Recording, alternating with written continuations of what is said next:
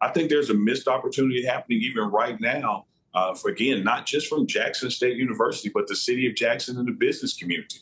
We may not have, from a state standpoint at HBCU, the budgets that the Power Five have, but we do have the ability to pool resources. And what I have not seen, here's a guy who said over and over and over and over that this is about what these opportunities means, not just to me, but more importantly to my assistant coaches and what it can have for their lives. Where's the business community in Jackson organizing a fund, that such as happens at other schools like, say, Alabama? Nick Saban's state salary ain't that much higher than Coach Prime's state salary. That the rest of that $11 million comes from the surrounding area. And I know the hotels have done well here. I know the restaurants have done well here. I know that there has been an uptick in attendance, gas stations, barbershops, detail shops. Where's the organization's thrust to say, hey, man, you know what? Hey, Jackson State, we're going to all get together, and we got 500 people going to put in 10,000 each from the business community and just get this thing done. Because you have all these rumors out there, Tolly, that Colorado offered this, or once upon a time Georgia Tech or Auburn offered that. I've yet to see what Jackson State is offering. All right, Neely, I want you to do this. I want you to lean to your right, because I want your face closer to the center of the screen when I'm about to ask you now. I want you to get right there. There you go.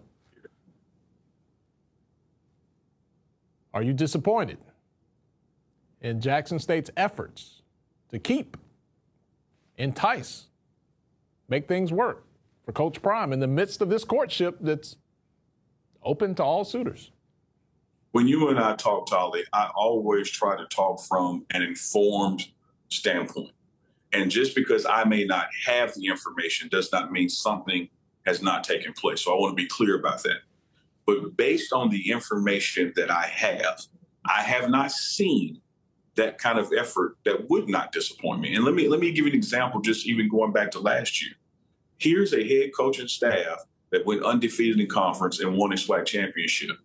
I don't recall seeing an offer of an extension. I don't recall seeing bonuses for the undefeated conference schedule and going to a bowl game because you won the SWAC championship. Not saying it didn't happen. I'm just saying old Neely didn't see it. Now let's come to this year. We go undefeated in conference. We win the non-conference games. We're now hosting the SWAC championship again. When I put on the internet, I see what Colorado has allegedly said. I see what these other schools have allegedly rumor mill offering. What I fail to see is where's the rumor mill on what Jackson State is offering.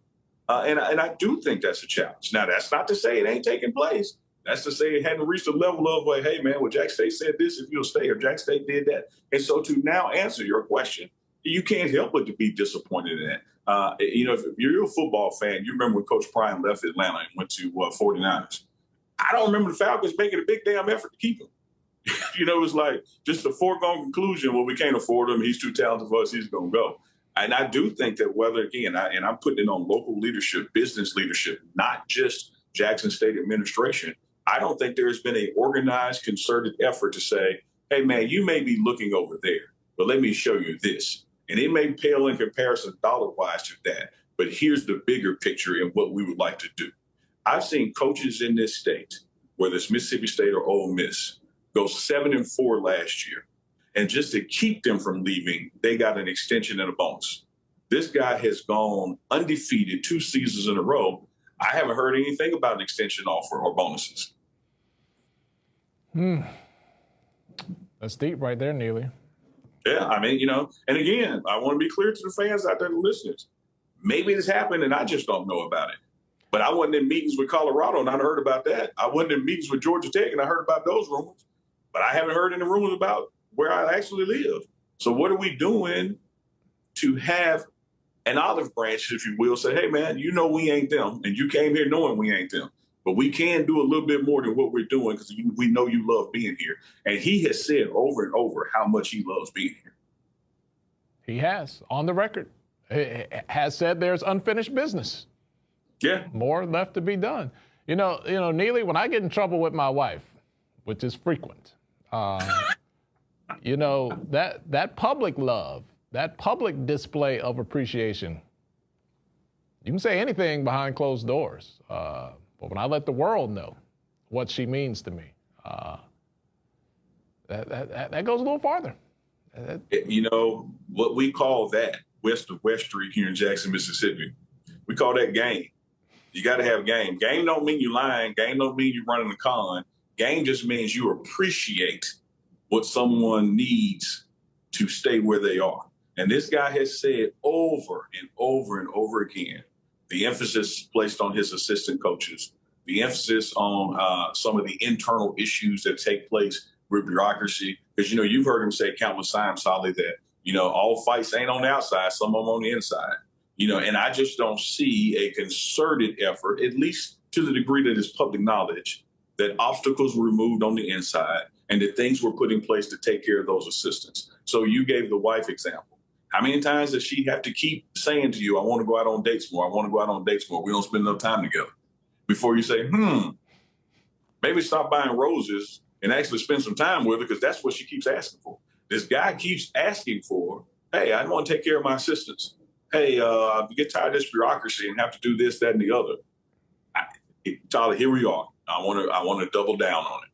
The second undefeated season in conference, putting yourself in a position to once again have an economic impact because you earned the right to host the championship game. I haven't seen an extension. I haven't seen bonuses. I haven't seen that conversation in the public space, but I have seen it for other people. And I would dare say to you that part of the reason you see it from these other people, much like the analogy you gave about showing your woman love in public, these other people ain't seeing the love in public. Neely, sometimes what's unsaid says a lot. True. True. Yeah, people can be passive. And again, look, you know 8,000 times more than I do. I don't know anything, but I trust your judgment and I trust your level of insight and knowledge. Listen, man, from my opinion, we should be in the streets. Have a damn parade. Do whatever you got to do. And people are like, oh, well, you ain't going to do that. He's just, listen. People have different value with what they bring to the table. You protect the bag. And I don't want to just equate people, oh, you're just money. No. But if your value is such that it takes care, one day somebody is going to write, study, and tabulate the economic impact that this man had in the HBCU space. And I can tell you right now, it is going to, if it's done factually and thoroughly, it's going to destroy your brain cells, because I can see it. It's already been done from a tourism standpoint just for Jackson State football attendance. And they put the number somewhere around 30 million just for the football season here in the city limits of Jackson. So what I opined on the pregame show and put it out there was, you go out to eat and you have questionable service and you leave a 10% tip. Why the business community? And again, that's why I'm not just putting it on Jackson State. This guy is in Jackson, Mississippi, Metro Jackson, Mississippi, the state of Mississippi. Why have these entities said, hey, man, we got $30 million in tax revenue that we hadn't gotten before? What would happen if we put 10%, $3 million, back over there to the guy that helped us make it? At this point, Charlie, had you done that last year, this year, you'd be at $6 million. You know, so the money is there. I don't know if there is a lack of intellectual acumen to match effort or a lack of desire. I just know what I'm hearing from these other schools and other opportunities, I'm not hearing here as well. And you said it best, man. You know, maybe it's quiet because we're saying something.